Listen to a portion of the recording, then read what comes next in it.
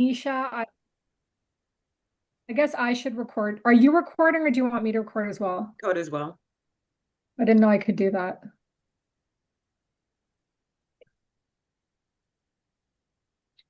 Okay. So good morning. It's morning where we are in Toronto. I'm in Toronto. My name is Nisha. I'm the Self-Love Maven. I'm super excited to have you here, and I'm here with the amazing Joan Nwosu. She's a conscious love guide. And we are so excited that you are here on a Saturday morning, afternoon, and we're both really passionate about becoming the one who attracts healthy love. And so we're just really happy to have you here.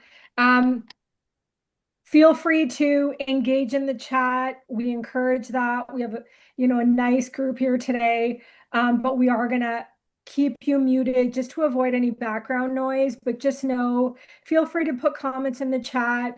I'm gonna start off and share some information with you, and then I'm gonna pass it over to Joan, and she's gonna share. She's gonna talk about how you're energetically wired for love. And then we're going to open it up for insights and questions. So there will be time for that. And then we'll close. We have 90 minutes together. So we just want to make sure that we're, giving you as much goodness as we can so you walk away with what you came here to learn and understand and how to become the one that attracts healthy love. So I'm going to get right into it and share my screen.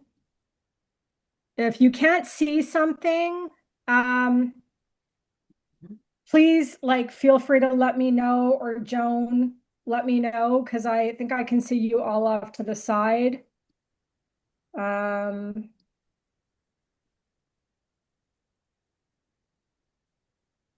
okay, so now I can see everyone off to the side. Can you see that? And is it distracting?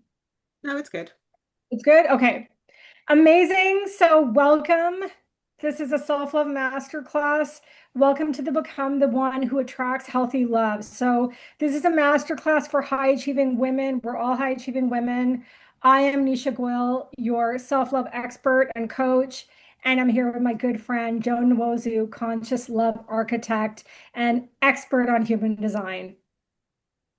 So I just want to give you a bit more about me. Some of you know me, some of you don't.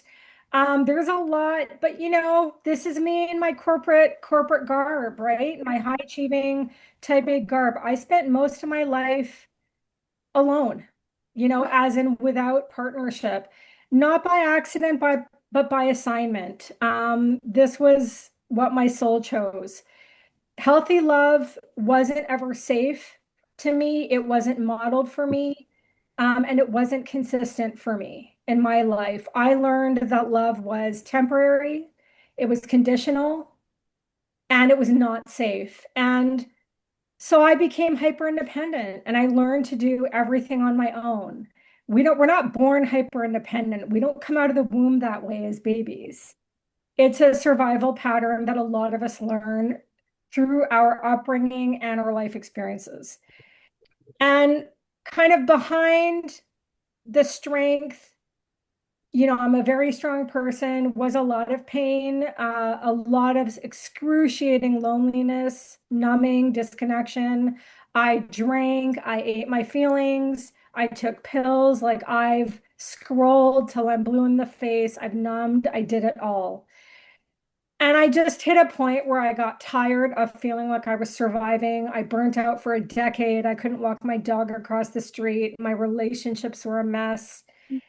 And I had a voice in my head that kept telling me I wasn't good enough. And I just got sick of it.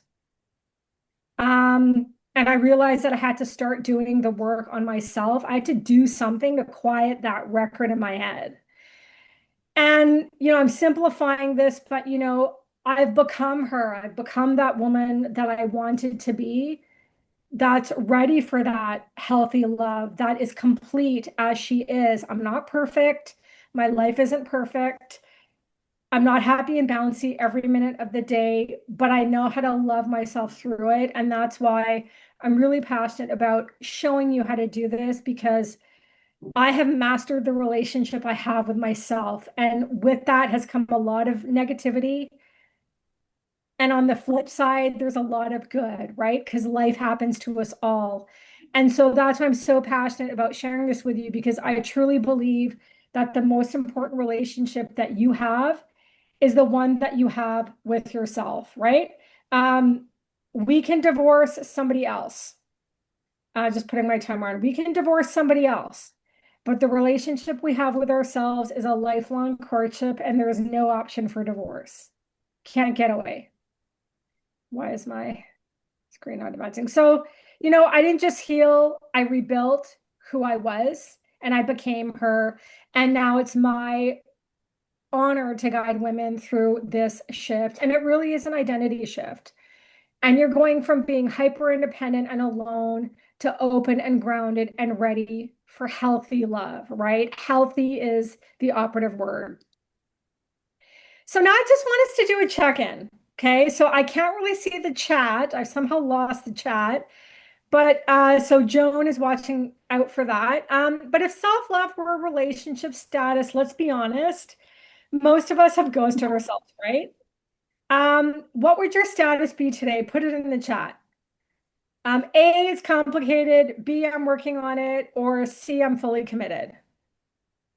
And let's see what we have. Joan, I'm going to ask you to. Oh, ACC. Okay. C. Okay. A, complicated. Okay. Okay. B, I'm working on it. C. Good. I like it. Okay. So, we've got a mixed bag here, right? And wherever you are, it's perfect. So I want you to continue to reflect, right? So we're just going to take a minute or two. And I want you to answer this question. If you have a journal in front of you, by all means, feel free to jot something down. If someone treated you the way that you treat yourself right now, would you feel loved? Or would it feel inconsistent, unavailable, confusing, or some other version of that? So just take a minute to ponder that, maybe take some notes and really reflect on that question. Would you feel loved with how you're treating yourself today?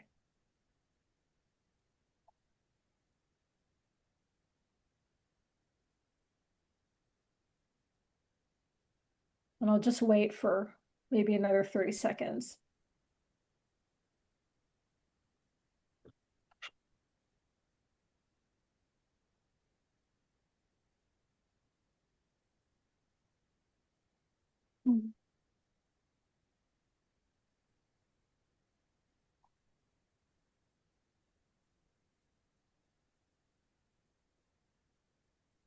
And feel free to put, if you're open to doing that and you're open to sharing, feel free to put your answers in the chat if that's something that you're comfortable with. If it's not, that's okay.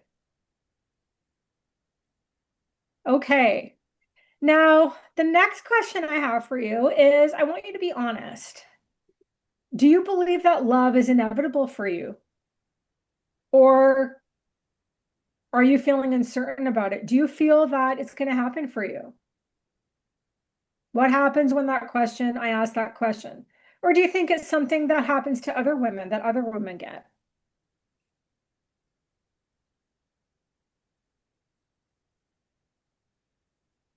And again, I'll give you another maybe 30 seconds to just sort of reflect on that.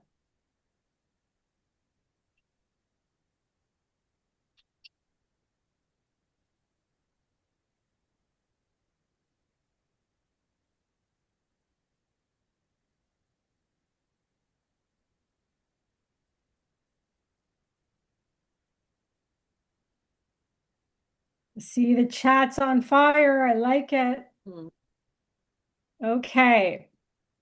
So I want to talk to you about self-love and why it matters. And I'll talk more about what self-love is, but why do we care about this? Well, healthy self-love is the prerequisite for healthy romantic love. We're not taught this. You would never go to school. In school, we're taught if we want to take advanced calculus, there's a prerequisite for that, right? We have to take intro calculus or we can't get into advanced calculus. So if we want healthy romantic love, we want to find the right person. We're not taught that. we need to do some inner work and reflection on ourselves. We live in a world that puts a lot of intentionality behind the dating process and the romantic process, as there should be. But in my book, we need to be putting even more intention behind the relationship that we have with ourselves and dating ourselves and getting to know ourselves. Because how can you love another person when you can't feel that for yourself, right? And you don't attract what you want. This was a big one for me. When I first heard this, my jaw dropped. You don't attract what you want. You attract what you normalize and what you expect and who you're being. So if you expect relationships to be hard, they're going to be hard. If you expect, well, I'm always going to be alone, I have to do life alone, it's so hard, that's what you're going to get, right? So we don't attract what we want, we attract what we expect. And why do high achieving women struggle with love? A lot of us learned how to earn love. I know in my experience, I learned early on that if I just did all the right things and I performed and I got good grades and I got the degrees and I got the good job and I did things that I got love. Even in my dating life, I learned to perform, which is why my relationships never worked. And I attracted emotionally unavailable partners because that's what I grew up experiencing. You know, and you build a life where you do everything by yourself. We're high achieving, right? We make the money, we can take care of ourselves, we can do things, we make things happen, we're problem solvers, we get shit done. And it can be really hard to let someone in or to receive. So when someone gives you a compliment and says, "Oh, Joan," or, "Bex, you look so amazing today. I really love that dress." Can you receive that compliment? Can you just say thank you without going, "Oh, well, it's got wrinkles on it," or this thing? Like, can you receive that? Can you just say thank you and zip it and really, really internalize that compliment and be like, "Thank you." I never used to be able to do that. And now I literally say, "Thank you so much. I'll receive that." You know how to succeed, but no one showed you how to feel safe and love. A lot of us are up in our heads, we're in our masculine energy because we need to do things and we need that energy to take action, inspired action. It's not a bad thing. But we're also feminine beings. And so we need safety. And if we don't feel safe and protected, it's hard. It's hard to let your guard down. It's hard to stop being the one that needs to control things and make things happen. And so these are some of the common things that I've seen in my own experience and with clients around why high achieving women, why this is a challenge. And so now I want to talk about self-love because it's this huge topic, right? We know what romantic love is, but what is self-love? Well, what it's not, I'm going to start with what it's not. It's not spa days, it's not selfish, and it's not easy. Now, you're probably thinking, Nisha, well, but if I take myself to the spa, I'm loving myself, right? Yes. But what I really want to drive home is it's not just about that. We've been taught as women that our worth lies in what we do for other people. We're conditioned for it. Let's overgive, let's make it all about everybody else.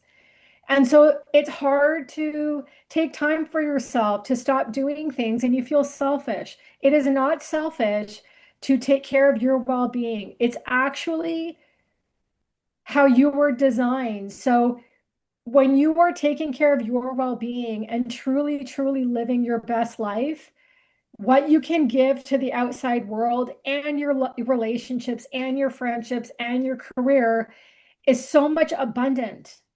So you're actually doing a disservice by not taking care of yourself.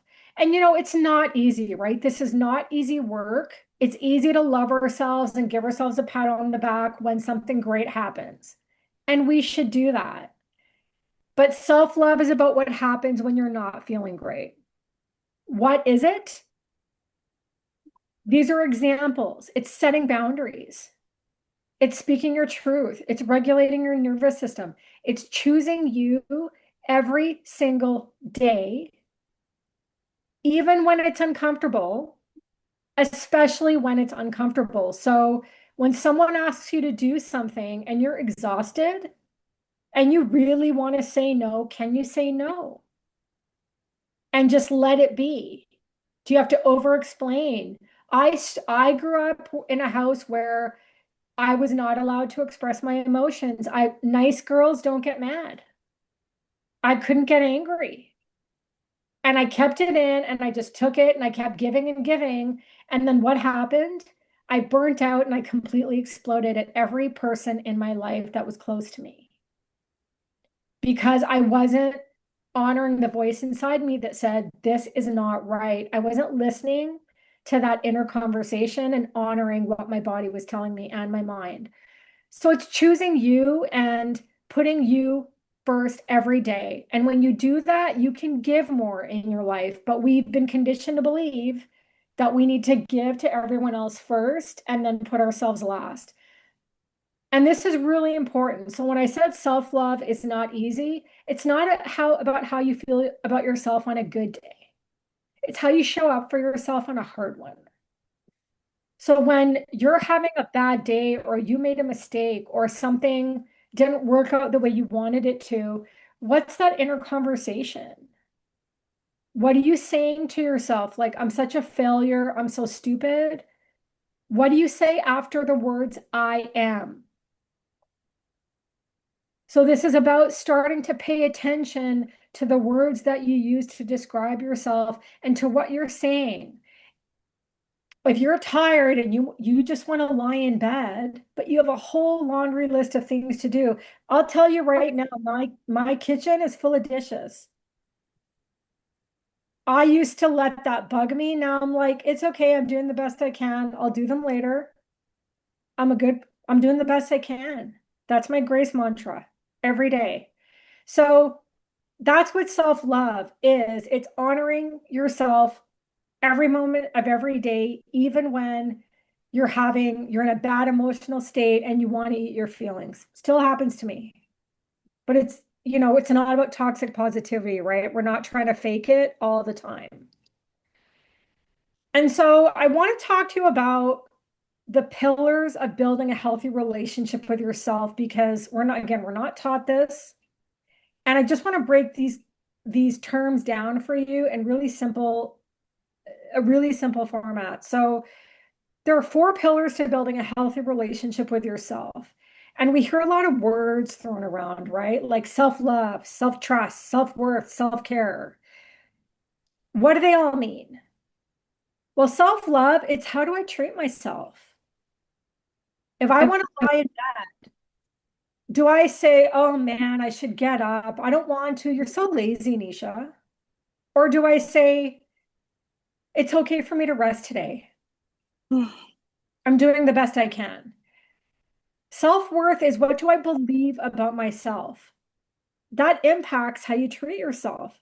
Do you believe that love is going to happen for you? Do you believe that you're worthy of it? Do you believe that you can have the life you want? What do you believe about yourself? What are you telling yourself? A belief is a thought you just say over and over. That's all it is. But those beliefs form stories and they form this identity, right? Of like, I'm alone. I'm always alone. I'm always going to be alone. There's nobody out there for me. Relationships are hard. I'm a failure at relationships. That was a big one for me. I don't do relationships well. I'm not good at it. Self-trust is, can I rely on myself? That's really important. If you can't rely on yourself, how are you going to build trust with another person? Can you rely on your own word? Do you follow through with what you say you're going to do? I'm going to go to the gym today, or I'm going to journal for 10 minutes today. Do you do that? Okay, so can you rely on yourself to show up for yourself? And then self-care is really about the actions that we take to support ourselves. Okay, so self-care is important. That's where the spa day comes in. That's really important, right? So it is a part of self-love, but it's really about understanding what's happening in our mind and our thoughts and our feelings and our stories. So these are the four things that we need to master in order to have a healthy relationship with ourselves. So what does unhealthy self-love look like? So generally, these are some examples. It's not the same for everyone, but for a lot of high achieving women, we're always doing things for other people. We give too much even when we're tired. So when the body says no, we keep going. Or we just do everything on our own and we don't ask for help. We don't receive. Can you ask for help? Or do you feel guilty? We push through the exhaustion. I did this for, I was burnt out for 10 years. I was the queen of this. I know I'm a strong person naturally, and it's something I take pride in, but I have to balance it. And we call it being strong, but honestly, this we're abandoning anything you're doing that is not in line with the highest version of you, and what you really want is self-abandonment. It's the killer of our dreams, really. So that's what unhealthy self-love looks like. So you don't have a love problem, you have a relationship with yourself problem.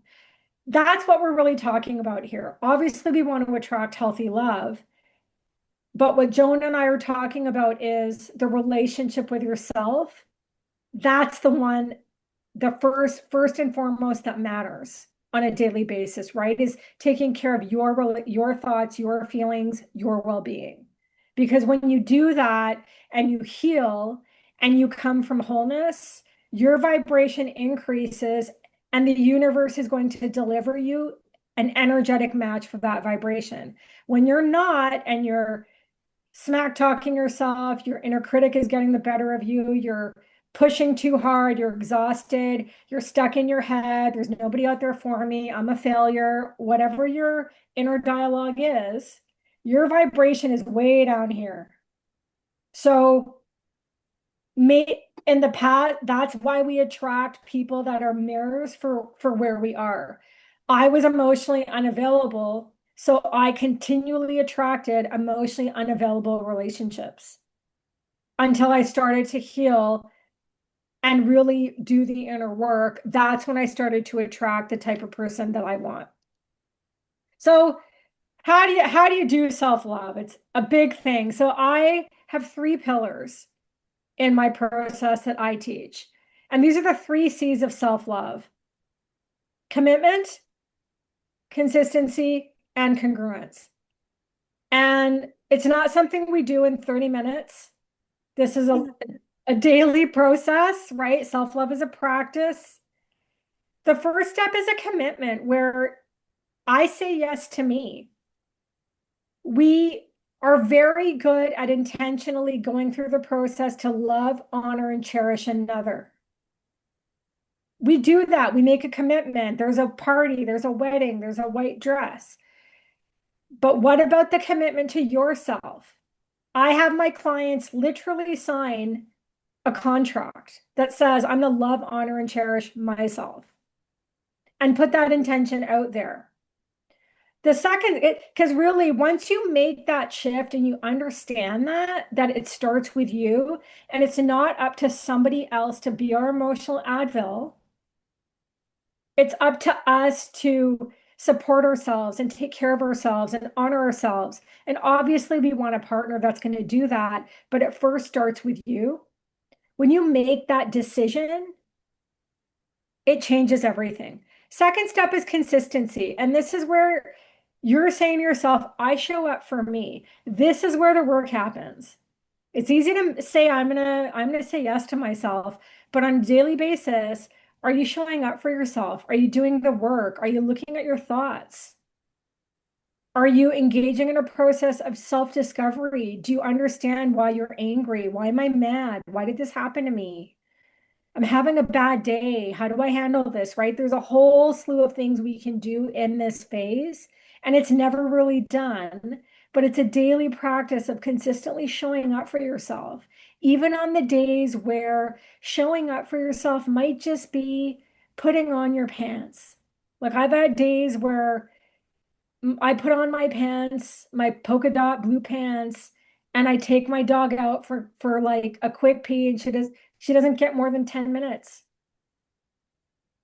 Because on that day, that's what showing up for myself looked like, right? Other days can be like you're in a red blazer and you're killing it, right? So it's just showing up for yourself and honoring yourself wherever you are, because we're not about being perfect. That doesn't exist. We're not about being happy every minute of every day. That's not reality. But it's how do we honor those emotions, acknowledge them, and feel them and move through them, and then continually choose a better feeling thought so we can raise that vibration. Congruence is the third step. So congruence just says who I am on the inside matches who I am on the outside. What I'm showing people on the outside, the way that I'm being. Who am I being? Am I being a woman that has a high vibration, that has the love, that is ready to attract that person? Am I being love, or am I operating out of fear? And this is another big step. And it's not just about love, it's about your life, your friendships. Who are you spending time with? What activities are you doing? All of these things, the work you do, everything contributes to you becoming her, right? Because when you're doing things that you like, when you're spending time with people that you like, when you're doing work that you like, Marilyn was talking about going cross country skiing to get through the winter, and Bex is agreeing with me. There's a heart on the screen. When you're doing things that you like and you're in alignment with yourself, like you're not saying yes to things you don't want to do. You know how to say no. You start to live in congruence because you're like, well, I don't want to do that. I'm not doing that. I don't want to say yes to that. I'm not doing that. That's not okay with me. So we commit, we show up for ourselves consistently, and over time we build congruence. So the shift that needs to happen is going from being self-held to self-loved. Self-held is like we've held ourselves together, right? Like we've done life alone, we've made things happen, we can do it all. But we need to get to a point where we can still be that person, but be more authentically ourselves and really do it from a place of like, I love myself and I choose myself and I accept myself. And your identity is who you believe you are. It's not a label, it's the thoughts and the stories and the beliefs that you live from every day. So if you're in this, I became hyper independent because of the experiences and the traumas that happened in my life, grief, loss, all the things. So my identity for a long time was I'm alone and it's hard. Everything was hard. Dating was hard, working was hard, making money was hard, friendships were hard. Like, can you feel my energy? I'm gonna mute everybody. So I was operating from this, I'm alone and it's hard, and I have to do everything by myself. So what do you think I got when I was constantly in that space? I'm alone and it's hard. And it's not to say that there aren't things in life that's hard. It's not to say that there aren't times where you're alone, but the more connected you are to yourself, I don't feel lonely. I'm more in solitude because I've found belonging internally. So this really is an identity shift. It's not about becoming someone you're not. It's about becoming the most authentic version of you and operating and attracting love from wholeness. Whoops. So like I said, it's not about doing more. It's about becoming her, and it's about becoming the version of you who lives as if she already has it, the most authentic version of you. So the contrast, and I'm just belaboring this point, these are examples. This might look slightly different for you, but self-held for, I'll do it myself. I don't need anyone. You're over functioning, you're overperforming, you're closed to receiving, which means You can't accept a compliment without feeling guilty, or you don't know how, or you feel like you have to do everything by yourself. To self-loved, where just try to move, the pictures are in the way here. I see your faces. Where you receive support, you trust yourself, you have standards, and you feel safe in your own body, right? That's the contrast. So your independence has protected you, but it's also keeping love out. So it's really about, again, operating from a place of wholeness and internal self-worth. So how do you do that? How do you make this identity shift, Nisha? It's not as easy as I'm making it sound, but I want you to ask yourself this question. Who am I being right now in love and in my life? Am I operating from protection or openness? Like, who are you being? What are the stories you're telling yourself? What are the thoughts that keep going around in your head? Like, I would say I'm alone and it's hard. I have to do everything by myself. I had trust issues with men, right? Like, what is happening for you? Who are you being? What's coming up? Are you being that woman? And then shifting to who is the woman who already has the love I desire? This is the identity shift that needs to happen. So if you imagine her, who is she? Step into that version of her. What is her inner dialogue like? Is she saying I'm not good enough? Probably not. How does she dress? How does she view rest? Does she feel guilty resting? Probably not. How does she view time? I don't know about you, but I create time in my world. In my world, there are no failures, only opportunities and lessons. So who is she? How does she take care of herself? How does she greet other people? Does she read personal development books, right? Like, who is that version? And then it's about slowly doing the inner work to become her. And this is still you. This is not about becoming a fake version of you. It's about becoming an authentic version of you. Okay. And this is where most women get stuck, right? Because we see it, we understand it, but we don't know how to change it. Because it's really hard to just think your way to a new identity. You also need to embody it. And so I'm gonna stop here. I'm gonna stop my share, and that was what I wanted to share with you. I don't know where my time was at. 2 minutes and 22 seconds left. I'm a star. And so I'm going to go back and read the chat. I lost the chat when I shared the screen. We're still learning the tech, but makes a lot of sense, Nisha. I like it. You attract what you're energetically aligned with. Hot dang, I love that. I see some hearts. Healthy balance. Bex wants healthy balance. That's what it's about, right? We don't want to feel uncertain.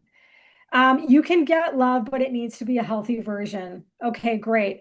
So I love all of this. I'm going to continue to read through the chat. And that was what I want to share. I'm going to come back kind of towards the end of our conversation just to kind of share next steps. But I want to pass it over to the amazing Joan. Joan is a conscious love guide, and she is going to show you, this is mind-blowing stuff. She's going to show you how you're energetically wired for love. This really, really opened up a lot of doors for me when I learned this information. And so you want to pay really close attention to what she's saying. So Joan, without further ado, over to you. Yeah, awesome. Thank you. Just want to make sure that it's sharing. Can everybody see my screen? Yep. Oh, Oh, we can see your I face. don't even see the screen. Hang on.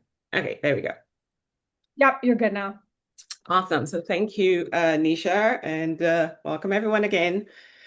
So I want to take it from the human design lens. And if you haven't heard about human design, like Nisha said, I was mind blown when I found out about human design. And so Nisha has talked about self-love in the practical way and how we experience it or how we can start to understand how we can embody some of the self-love and be able to attract love from there.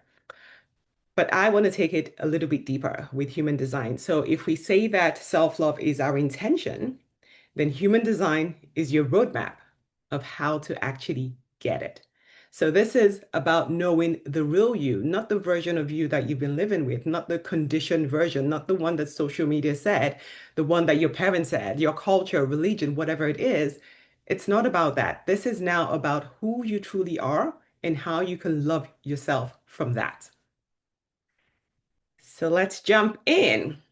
So Nisha also mentioned some of the problems that we see with a lot of high achieving women when it comes to love, and very similar to my own experience as well, working with high achieving women who are trying to find aligned love. So you might have done the healing. I've been healing for 7 years, and 2 days, 3 days ago now, I got back from Colombia where I went and sat with ayahuasca. I was telling Donna about it yesterday as well. And I thought I had done my healing. I thought I'm going to go sit with the grandmother of all medicines and I'm gonna be good because I've done, come on, 7 years I've been healing. No, the purge was real. And it just showed me again that there is still a lot of healing. Healing is a journey, it's not a destination, it's an ongoing process, but you have to be intentional, you have to be consistent, and you have to keep doing it. You can't just go back. You have to keep moving forward, or else it doesn't work. You will keep still attracted exactly the same people. So if you're one of the people who say, but I've been healing, but I've been doing the work, I've been showing up, and you're still attracting the same men, there's more work to be done. And another thing that I see a lot of is you might be successful in every area of your life. So it could be in business, it could be in career, it could be raising your kids, right? Managing big portfolios, managing people. But when it comes to love, it's just like, what the hell? And then, of course, we blame the dating apps. We blame there are no good men out there. All the good ones are taken. Oh, I'm too good for everyone. Oh, I can do it all by myself. But that's not true. It's just a struggle. And I'm hoping that today we can start to uncover why you might be successful in other areas of your life. But when it comes to love, it's still where it's at. And then Nisha also touched on this about just being the strong one. Like we've been the strong one for so long. We've held it all together. We've held our families, our friends, our businesses. We're the people that everyone leans on, but then we have no one to lean on. And it's like, ah, I'm just tired. Why can't I just find someone to lessen this load, someone to help me, someone to share and do life with me? I know this for a fact. You're not looking for perfect. You're just tired of the almost, nearly, should have been, could have been, compromise, all of that stuff that we see in the dating world today. So today we're going to be looking at some of those things. But before I go into human design, just a little bit about my own story. So my story is the exact opposite of Nisha's story, where I have constantly been in relationships since I was 12 years old. This period is the longest I've been single, which is a year and a half now, but I had never been single for 6 months since I was 12. This photo of the wedding dress was my wedding day. My wedding dress split from just before they said, come to the altar to come and say your vows. My dress split from the top to the bottom. Like they had to rally around me with shawls. And I was like, universe, like, oh my God, how much more of a sign is this that I should say no? But of course I didn't. I went up there and I said, I do. And I knew right away this was a mistake, but I did it anyway. So being married once, being engaged 8 different times to 8 different men, 8 different versions of me trying to make it work because I just kept thinking, okay, maybe if I showed up differently for this man, it would work out. And everyone would look at me and be like, oh my God, but Joan, your life is so great because my career was booming. I could switch jobs, switch careers, and everything was fine. I was great. I was this bubbly person on the outside. I was always in relationships, but people thought she must have the secret magic secret to why how to get relationships because I was always engaged. But none of them were healthy love, at least not what I understand healthy love to be today. And so every time a relationship will end, I'll be like, what is wrong with me? Like it has to be me, like they always say, right? One time, okay, maybe it's them. 2 times, we can still excuse it. 8 times, no, you have a problem. And so I sat with that. I had to be the problem. And I kept trying to fix me, trying to fix me, but it still wasn't working. But eventually, I realized that it wasn't that I was broken. I wasn't broken. The problem wasn't me per se, it was who I was being. It was because I was being the wrong person, showing up as the wrong person because I was trying to fit into what a version these men wanted of me. I was attracting misaligned people. And that was because I did not know who I was. When human design found me, because you don't find human design finds you when you're ready. It just showed me who I was and I could see who I wasn't. And that just became the whole bane of my whole work. I've been a dating coach for a couple of years now, but when I found human design, that program had to end because I was teaching how to go on dates, how to look, how to be more feminine, what text messages to send, how long to wait before you respond, where to go on dates. But it's not about any of those things. It doesn't mean that those things are wrong, but if you're showing up to those things from the wrong person, one, that's you, with the wrong energy, it's never going to work. And so human design for me is the best tool for you to understand who you are, how you're naturally designed, so that you can love that version of you. Because you could be doing self-love to the wrong version of you, still not going to work. And so human design is my entire system. I've just written a book called The New Love Languages because I found that good old Gary Chapman, he did a good job, but that was still based on what you had to do, what you have to do in a relationship, what you have to do for a partner, learn their language, give words of affirmation. I was with somebody who loved words of affirmation. I cannot give anybody validation in this world. So that therein lied the problem because I had to fake it. I had to try to be somebody else. And again, it still doesn't work because you can pretend for 1, 2, 3 months, but after that, you're like, no, this is exhausting. I'm just going to default to who I am, and then the relationship is over. So my entire work is based on human design. The book is called The New Love Languages, and my program is Becoming the Aligned One, a program, and it shows you how to return to do a factory reset so that you can go back to who you were before the world told you who to be, who your parents told you to be, who social media said you should be, who your friends who you go to for advice told you, oh, if you just did this, then he would want you and he will propose or he'll marry you. But then you're still left empty. You're still left feeling, who is this? I know when I left my marriage, I didn't even recognize who I was. I was like, who is this person?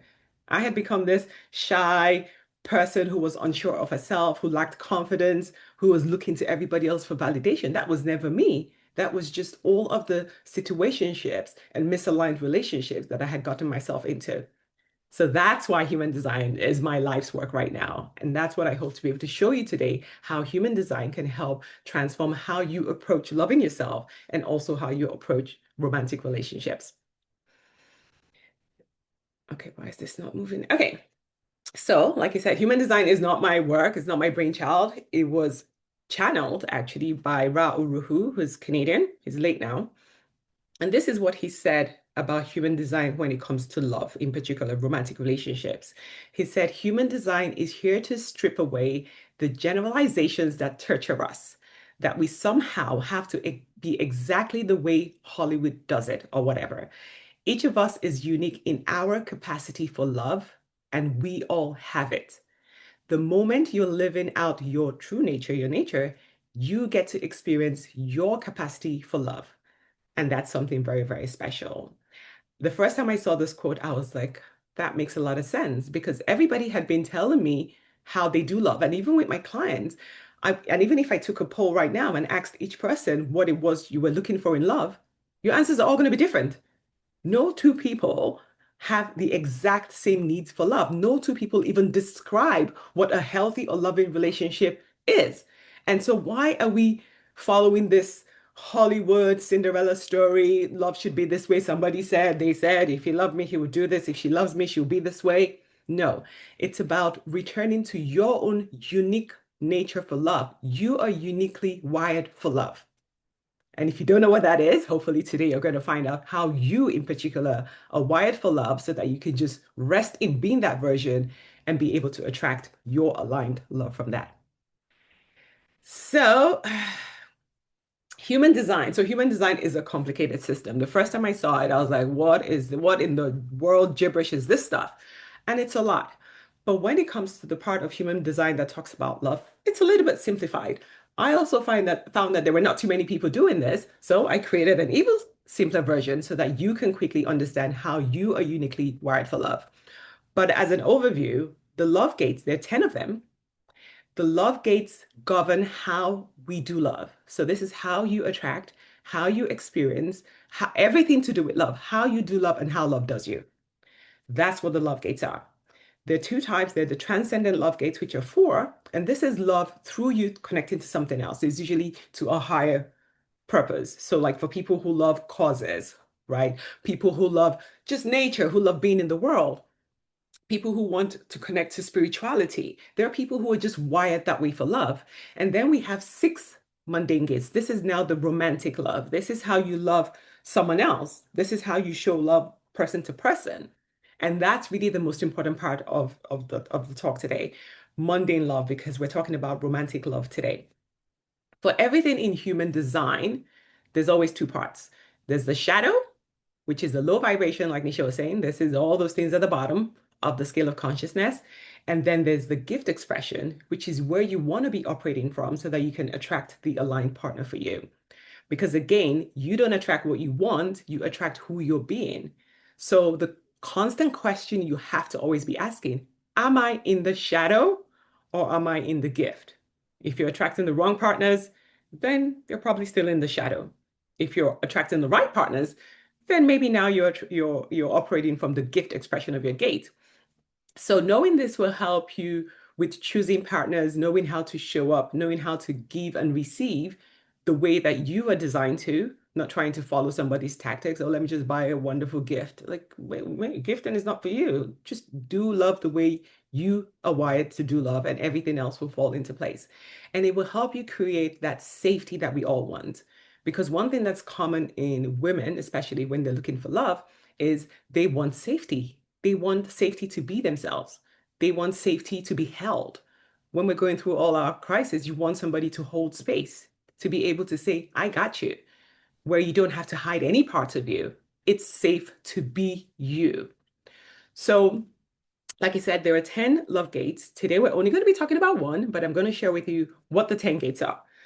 So the gate 10, which is the most special of all the gates because it shows up in both the transcendent and the mundane, and it just happens to be the gate of self-love.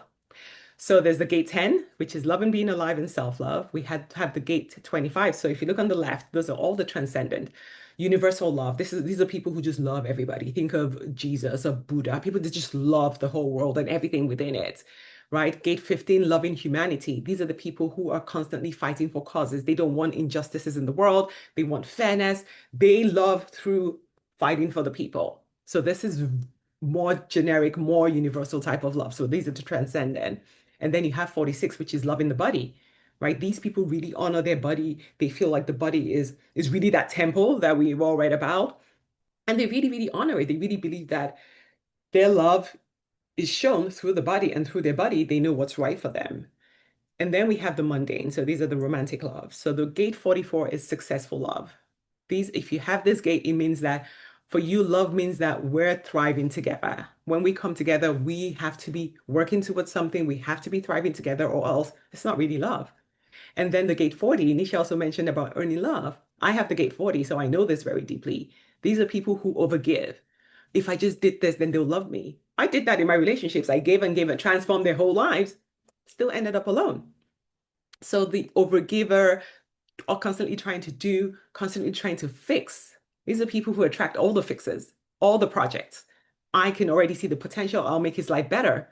And then at the end of the day, resentment because he doesn't love you because of all you're doing. It's not about doing, it's who you're being, right? Then we have the 58 who is the perfecting love. These are the people who, the men will usually refer to people who have this gate as the nagging ones. Perfecting love just means that you are wired to see flaws in things. So if he made you coffee, oh, why didn't you put, it's too sweet, or you put too much cream in it? Why do you chew that way? Why do you comb your hair that way?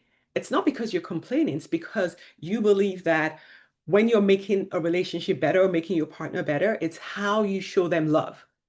So you're not consciously trying to just be this nagging person. You're just like, but I can help make it better.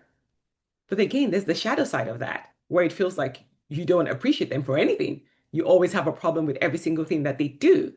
So again, it's about understanding the shadow expression and the gift expression, operating from the gift, and you will see that love will start to flow more easily. The gate 41 people dreams of love, constantly in fantasy land. You meet someone today, you're already planning the next 20 years. You've pictured the white picket fence house, the wedding dress, you're calling on your friends like, girl, I just met this guy. He is everything. He's all that. This is it. You only had one phone call. This is it. And so that high of that initial meeting is where you live constantly in this fantasy of what could be, but it's not really who they are. And what happens with people who have gate 41 is very, very quickly, within a couple of weeks or days or hours, it's gone. And you're like, no, no, no, oh, no, not for me. No, no. You're chasing the next fantasy. And then you meet the next person a week later, and you're like, oh my God, no, this one is the one. That one, no, not really. No, no, no. Now I made a mistake. This is the one. So constantly, constantly living in this fantasy of what could be. And I blame Disney for all of this because they sold us this Prince Charming in the White Horse and all of that stuff. And so if you have this gate, you're stuck in that fantasy world, constantly hoping that relationships will always be this high, that initial high that you get, but it's not real because it's going to go away. Gate 28 are couples, people who like to build in relationships. You want to be working on a project. You want to be doing something together. If there is silence, if there is peace, it's like, no, what's wrong? What are we not doing? This relationship seems too boring. There's nothing happening. No, no, no, no, no, no. It can't be it. Because you're constantly looking for, we got to be doing something. We got to be working on something. We got to be arguing. We got drama. Constantly looking for the drama when there doesn't have to be drama. And then the gate 55, which is the final one, is this eternally indecisive love. And it's not that these people don't know how to love, it's just that they never know. And so if you've ever been with a partner who today you're like, do you love me? And he's like, I don't know. That's someone with gate 55. They never really, really know. Their love comes in waves. Today they love you, tomorrow they're not sure, and the next day they don't think they want to be in it, and just yada, yada, yada. Emotional waves throughout. So if you have this as well, that's also how you experience love. It's just a roller coaster of emotions, and you're never really quite sure, do I love him? Do I not love him? Where am I? I don't know. Should I go to somebody else? Does this mean I should quit? Constantly questioning, is this love for me? But again, that's the shadow of it. So it's all about understanding for all of these 10 gates. One, which ones do you have? And then two, am I in the shadow or am I in the gift? If you're in the shadow, there are ways to change that and raise your vibration so you're more in the gift. And that way you can attract the love that is aligned for you. When you understand your love gates, everything changes, like everything, because now you're not struggling. It's like you've just come back home to yourself. You're like, ooh, this is me. And I've been there struggling, listening to people's advice, telling me to do this. There's nothing to do. You stop chasing, you stop repeating these patterns, you stop trying to be like somebody else, changing your looks, changing your hair, changing the way you speak. Oh, I'm just going to be soft spoken, I'm going to cross my legs. That's not going to work. You get to be you because energy never lies. Everything is energy. And your love gates are how you are energetically wired for love, period. It never changes. It's just either in the shadow or it's in the gift. So the goal is, again, we need to shift to the gift so that we can stop chasing. So like I mentioned, gate 10, which is the most beautiful gate of them all. Again, it's in the transcendent and it's the mundane, and it's all about self-love, self-love. So let's look at what the shadow of the gate 10 looks like. So the shadow of the gate 10, I call the validation addict. So this is where your self-worth depends on somebody else, on being chosen. If they choose me, if somebody chooses me, then it means I'm worthy. So constantly looking for somebody to choose you. And with that, you can imagine now you're performing, you're shape-shifting, you're trying to be a version of you so that you'll be chosen because your self-worth is tied to being chosen. You become super hyper independent or people pleasing, right? Super hyper independence now becomes that ammo where it's like, okay, I'm just going to do me. I don't care, whatever, but that's the shadow. So it's all about understanding or recognizing what are these shadow patterns and which ones are you still living in? Abandoning yourself. Today's all about self-love, but that's one of the key shadows. When you just abandon yourself, I'll just not be me. I won't show these parts of me so that I won't be rejected. Or I won't even put myself out there. I won't go on dates so that I won't be rejected. But that's still the shadow expression. When you're afraid of somebody rejecting you because you haven't chosen yourself. So when somebody rejects you, it hurts you. Like constantly waiting to be chosen before you choose yourself. Choose me, choose me, choose me. Hey, hey, hey, I'm here. Please tell me I'm great. Do I look pretty today? Am I this? Am I that? Do you love me? Do you love me? Do you love me? No, that's all seeking validation. That's just this validation addict, which is the shadow expression, trying to find self-love and self-worth through somebody else.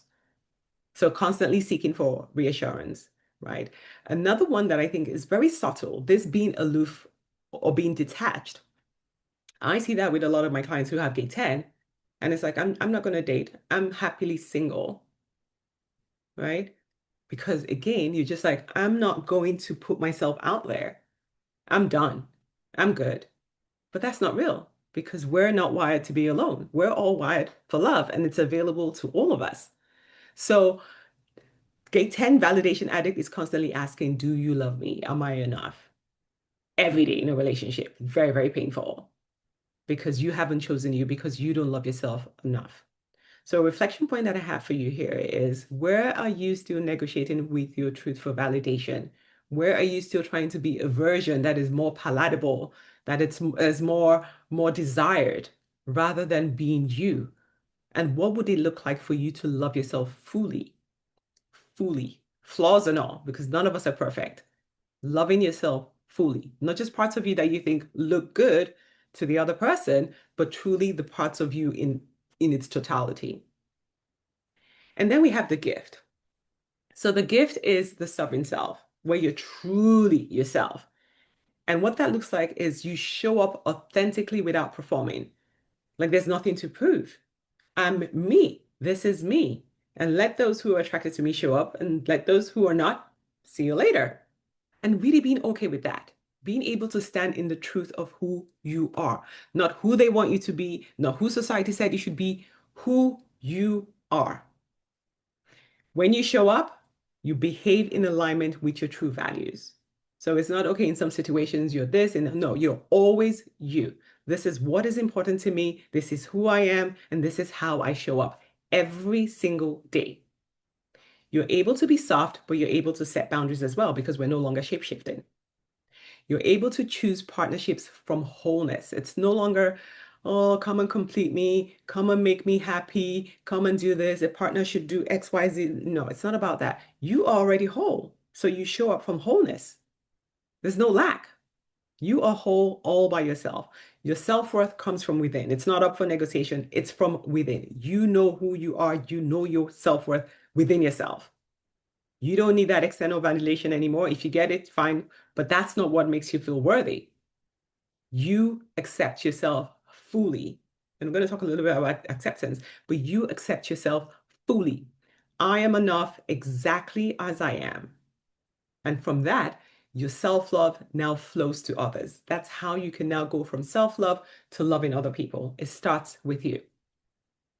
So another reflection at this point is, where am I still not showing up authentically? And what would it look like to love from overflow? Not from scarcity, not from come and complete me, but from overflow. So that's the beautiful gift of the gate 10, the self-love gate. So 3 reasons why self-love stays hard. The baggage. We carry these stories about ourselves, our lives. Oh, you don't know what I've been through. Oh, I did this. My parents did this. But he broke my heart. I dated a narcissist. Those labels, those things that we carry, it's a load. It's a baggage that we need to put down because baggage only attracts more baggage. Yes, you need to do the healing work, but do the healing work properly and let it go. You can heal and still be attached to those identities that created that version of you. Oh, I'm a this, he's a that. Oh, enough of the stories. It's time to put down the baggage so that you can love yourself. Baggage needs to be set down, right? But again, you have to do the work, check your patterns, get rid of it, heal from it, and then set it down so that you can be free and light. You got to feel your own cup. So this is a scale of consciousness. I don't know if anybody knows about the scale of consciousness, but it just shows all the different energetic vibrational scores. And David Hawkins, he actually put them on the scale. So each has a different score. At the bottom is all the shame, guilt, anger, fear. And this is where a lot of people try to date from. You're still in that, oh my God, my ex did this. On the first date, you're already talking about your ex that was a narcissist. Oh, my parents, oh, this, when I was this happened. That's all shame, guilt, anger, and fear. Your cup is not full. And then when you try to date from this, guess what? It's just the same. You're just going to attract exactly the same people because trauma loves trauma. It becomes a trauma bond. You can bond on how your ex was the worst person in the world. And so you have to fill your cup. You have to get to the top. At the top of the scale of consciousness is where we have love, joy, peace. That's where you want to start giving love from. It's from overflow, not from the scarcity, because at the bottom is dark. So the goal is, how do you fill your cup? And this is where self-love comes to play. You're doing the work, you're doing the inner journey, you're healing from all your trauma, you're raising your vibration so that when you step out into the dating world, you're attracting people who are also at this high level of vibration. It's all about love, joy, and peace. I don't know about you, but peace is the most important thing to me right now in my life. It's not a relationship, it's peace. If a relationship wants to take my peace, you got to go. But it starts with working on yourself. You have to fill your cup first before you try to pour it into anybody else, because you're only going to pour what's at the bottom. The third reason why self-love feels hard are the masks. We wear all this masks, and not just in love, we wear masks all the time. We wear masks at work, wear masks with our friends, we have friends where we're this version to this and this version to that. But sometimes we don't even know that we're wearing this mask. It's just default. You're going on a date. What am I going to show up as? Am I going to be the powerful woman? So I'm sure, like Nisha, when you do your connect network, is like, I'm going to show up as powerful and successful, right? When you go on a date, it's like, oh, I'm going to pretend to be humble, or I'm going to be soft, I'm going to be the good girl. And then another time it's like, oh, I'm going to be the nurturer because I have all these kids. I have to show that I'm a great mom. These are all masks. To be able to attract healthy, aligned love, you need to take off all the masks. You need to just be you. Just be you and let your true self attract the people that align to you. Get rid of the masks. The mask is where the performance happens. Oh, let me just show up. Let me wear pink. I heard pink makes me feel soft. What if you don't like pink? Just wear black. If black is you, just wear black, right? So it's about taking off the masks, not trying to be a version of you that you think will attract a person. No, you just need to be you. So what happens? How do you transition to becoming the one? Because there's no finding the one. There's only you becoming the one. When you become the one, you attract the one. That's it. You cannot find the one. You can only become the one. So what does that look like? And how can you start to become the one? So a lot of talking has happened. So before we go into the next session, I want us to all take a deep breath and just land in your body. Just no more being strong. Soften your shoulders. Soften your face, where all the tension, we hold them in there. Soften your belly. Just really breathe into your belly, through your chest into your belly. Just 3 deep breaths to land and settle in your body.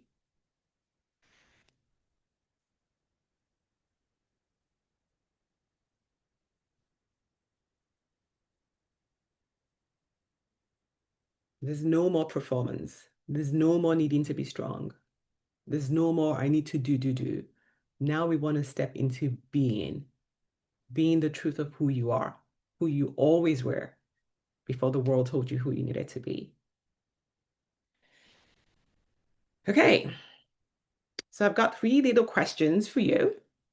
And you can just write them in your journal. You don't have to put in the chat. What do you really want? Not the stories that you've told yourself, not what the world says you should want. What do you really want? Not even what you think is possible. No, oh, let's just be realistic. No, we're not looking for that. What do you really desire when it comes to love? Do you want to be chosen without having to earn it? Do you want a partner who shows up consistently, not just when it's convenient? Do you want love that feels safe, where you feel seen, not the one that keeps you second guessing, am I this, am I that, is he this, should I do that? Do you want to stop being the strong one, this high achieving, always got it figured out? Do you want to be soft? Do you want to finally be held? What do you want? I'm going to give you 60 seconds to just write down a few points.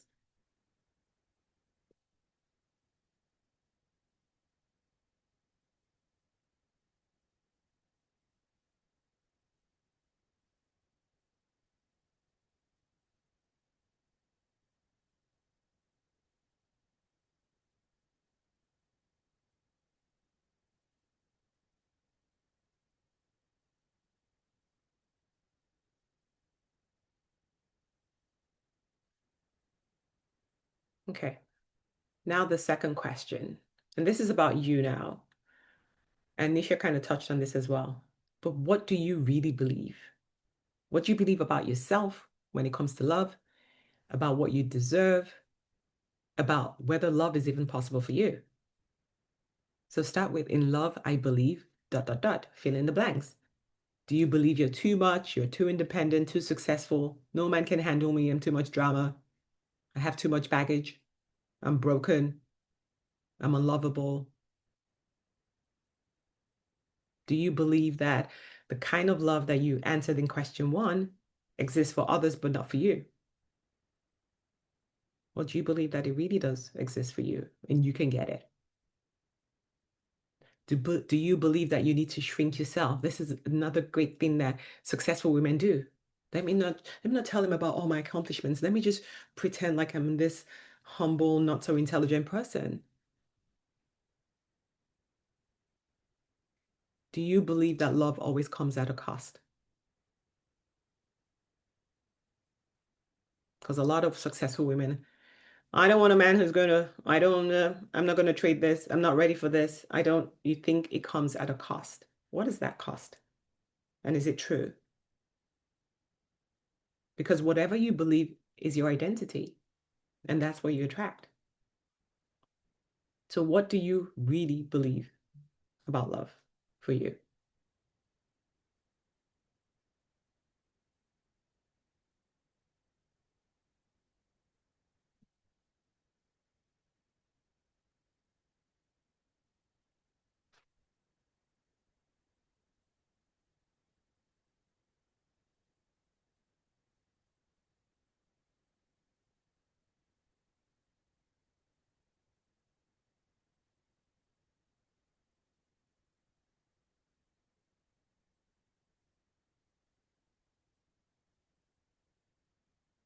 Okay.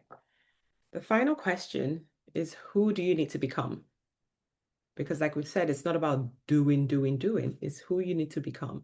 Not who you need to become for a partner, for you. Who do you need to become? What version of you is ready to receive what you actually want? So, in love, I become, is it the woman who stops abandoning herself, who's constantly shape shifting, or the woman who trusts her instincts instead of overriding them? The woman who doesn't chase, who doesn't convince, who doesn't perform, who just shows up authentically. The woman who knows her worth, not because someone chose her, but because she actually knows. Not believes, not thinks, not praise, knows. Big difference. So, who do you need to become today to be able to attract the love that you're looking for? It all starts with the becoming, not doing, becoming.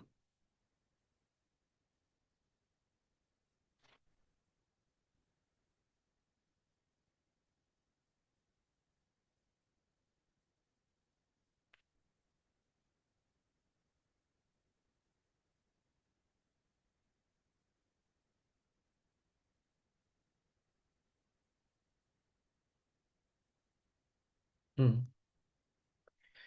When you're self-sourced, when it comes from within you, you attract differently. I've seen this, my clients have seen this, because again, you stop chasing. There's no performance. You just show up as you.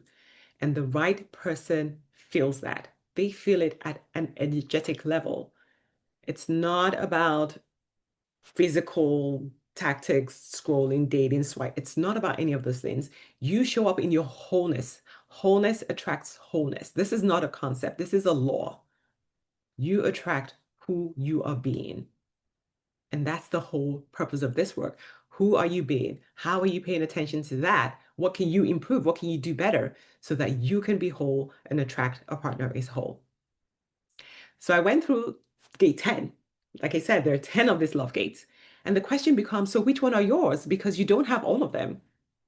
Some people have zero, some have 1, 2, 3, 4, 5, 7, 8, 9, 10. I've seen all different types.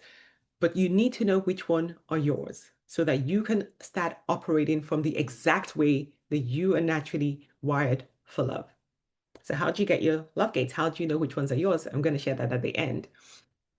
When you get your love gates, what you need to know is first you need to be aware because you're going to see it for the first time like, oh, okay, I have gate 10 or I have this or I have that, I have that.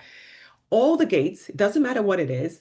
Self-love is about loving who you are in its totality. So you might have gate 10, you might not have gate 10, but you still need to love your entire design. So the first step is, okay, now I know what my gates are, accept it.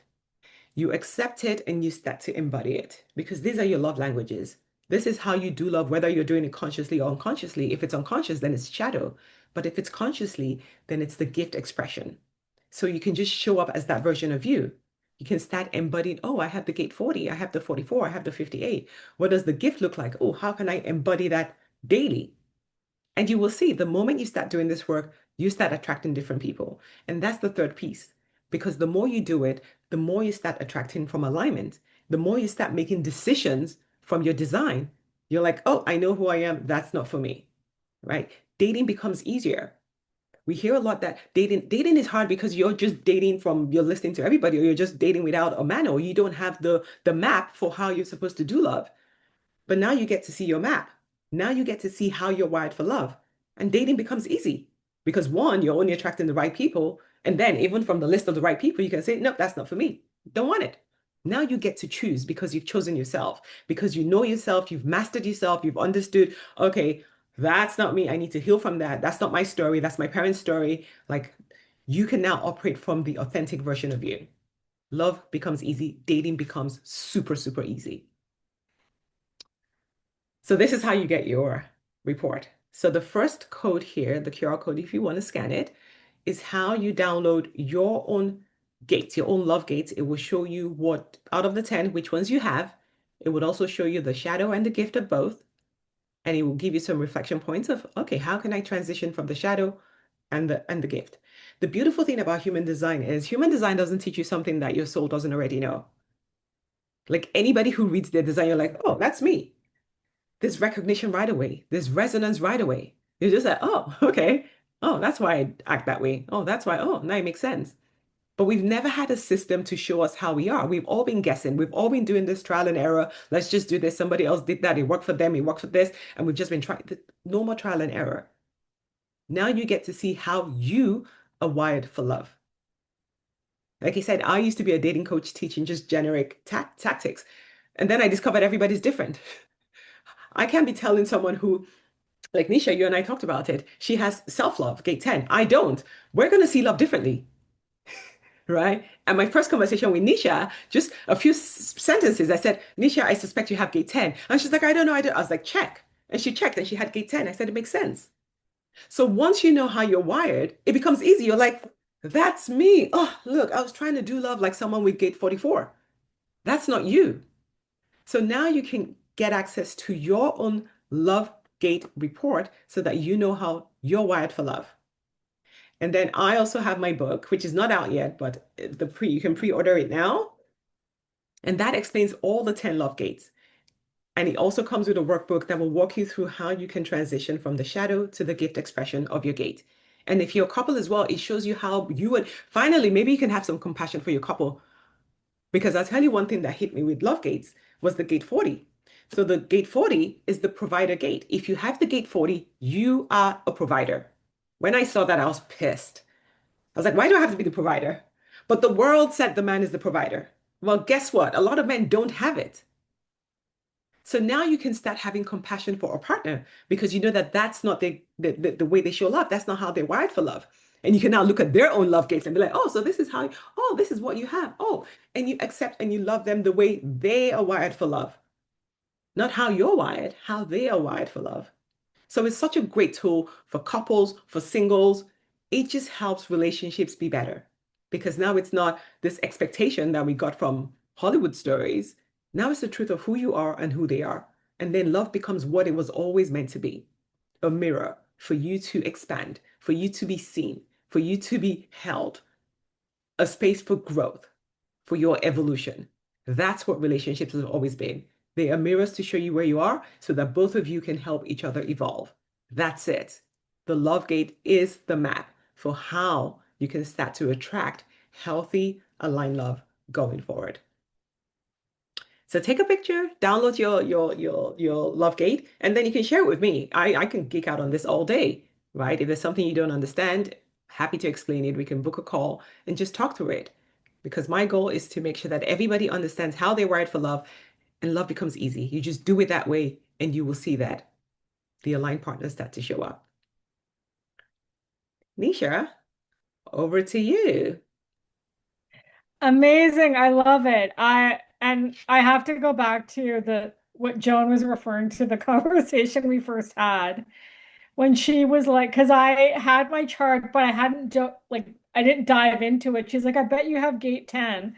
And then I had this panic moment where I was like, oh my God, if I don't have gate 10, I'm a fraud. Like, when you're like, I'm a self-love maven, I'm passionate about this, and I got there on my own without knowing any of this information. That's why I was like, thank God I put in the chat, thank God I have gate 10, because it's naturally who I am. Like, I legitimately am like, my brain said, it's like my soul and my brain said, okay, Nisha, you need to love yourself first.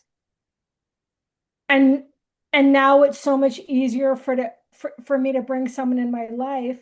But as I was trying to go out there and date, I always took long periods of time in between my relationships to just be with myself because that's what I needed. And then Joan, I was like, I don't understand how people just go from one relationship to the next. And Joan was like, that's me.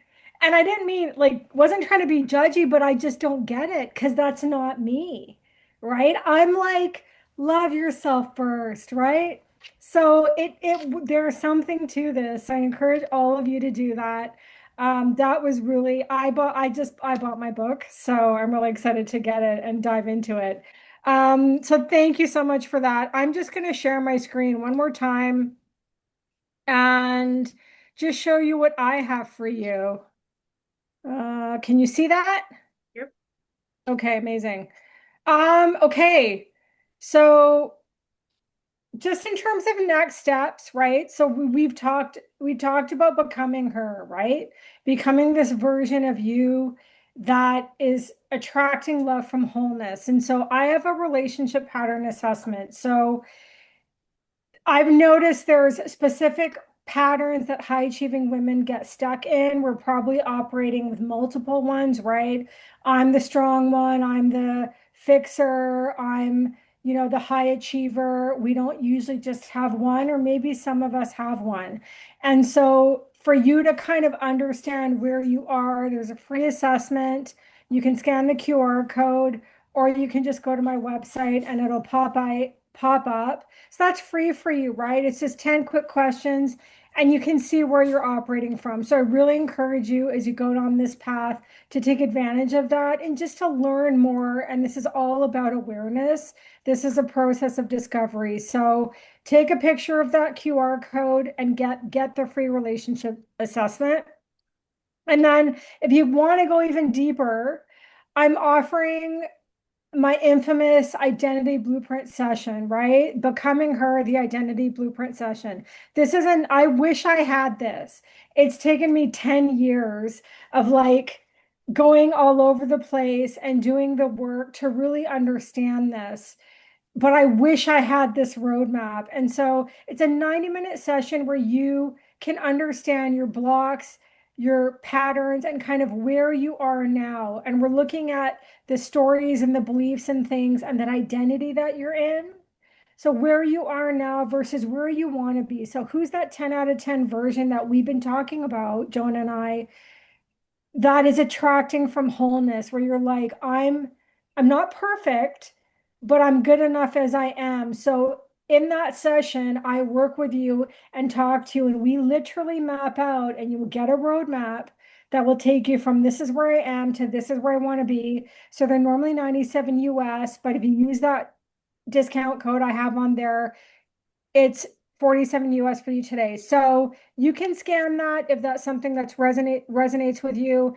And if you just want to talk, I've also put a link to my calendar. You're welcome to do that as well. But I encourage you to take advantage of the identity session because it's going to give you an idea of the thought patterns and the things that are happening with you that you might even not be consciously aware of. So And the last thing that I'm just going to close with, these are my big three, is really for you to know, and this is the work, right? Is that you're good enough, you're worthy, and you're lovable. You really are just exactly as you are. And that's the work, that's the everyday work. The world is going to tell us different, but it's for you to really know that. And I know Joan and I are on the same place with this, is really for you to leave here knowing that. And if you don't feel that, that's okay. It's the work is to get to a point where you genuinely feel like that. Maybe not every minute, but you feel it enough that you can attract a healthy relationship. And but first of all, be that for yourself. Okay? That's my wish. And I'm gonna stop the share. Okay. And so it looks like looking forward to the book release. So Bex is putting something in the chat. A huge part of my journey after divorce is trying to understand what love actually is and revisiting the love languages, which is so outdated. I realized I needed to practice each of the love languages, but direct it at myself. And I would tell anyone who would listen that the book was missing the all-encompassing sixth language. Absolutely. Absolutely, Bex. Um, oh, amazing. And Bex put something about she has gate 55. I think I read something like Yeah. that. I don't know what gate 55 is. Joan would know that, but it's amazing, right? I mean, we're not taught this, and so I think we've all had our journeys to get here, and I will forever die on the hill that you need to love yourself first, and that's the one relationship that really matters. And when you prioritize that, everything, honestly, I can tell you it just gets so much better. So that's what we have. 1226, Any 1227. questions? Does anybody have any questions or Question, yeah. comments?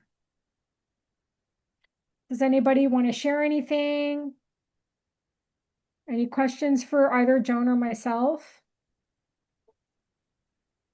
If not, that's okay.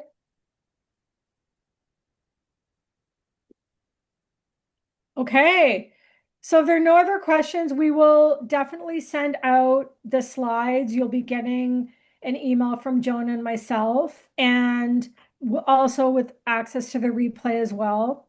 Mhm. And we look forward to, hearing from you. You're welcome, Jackie. We're so glad that you were able to be here.